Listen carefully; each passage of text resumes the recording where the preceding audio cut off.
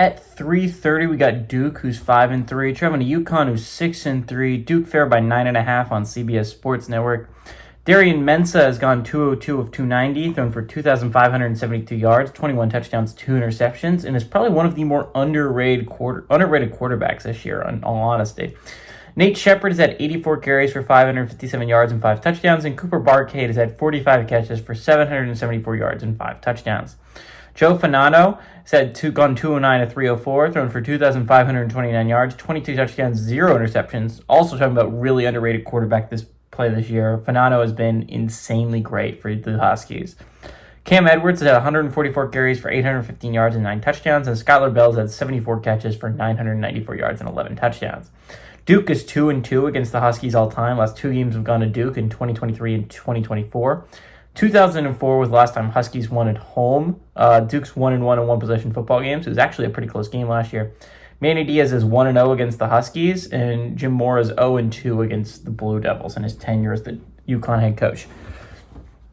Duke's an interesting football team because I'd written them off after the Georgia Tech loss. Again, their at-large hopes are likely crushed. But, I mean, it is an interesting race in the ACC, right? Virginia has the little bit of a lead, right? They're the only undefeated team left in conference play in the ACC. But outside of that, it's a logjam, right? You got Georgia Tech, Pitt, Louisville, SMU, and Duke, all one-loss squads in conference play.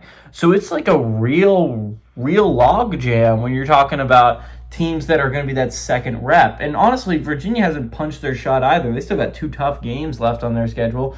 Duke can hand Virginia another loss. They control their own destiny on that front. Louisville plays SMU in a couple weeks. That's going to be a big game. We're talking about ACC playoff implications. Pitt plays Georgia Tech. That's going to be massive as well.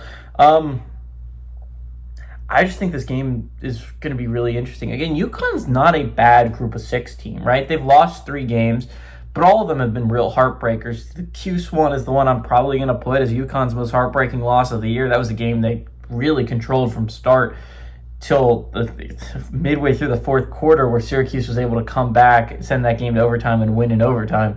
Again, that was a game UConn probably should have won. You can talk about that, I think, at Temple. They played Temple a couple weeks back. That game went to overtime. They probably should have won. Or maybe it was Tulsa. Anyways, the Huskies have come close to beating a lot of good football teams. And the Blue Devils, but the Blue Devils are a really solid football team, where I think if they did not play I think this is a 2-year deal for Mensah. I think it's important that it is a 2-year deal for Mensah, right? I think the Blue Devils need him next year, and I think next year that's the year they take that step up, right? As long as they were able to retain Manny Diaz, which is no sure thing considering that this is a buyer's market.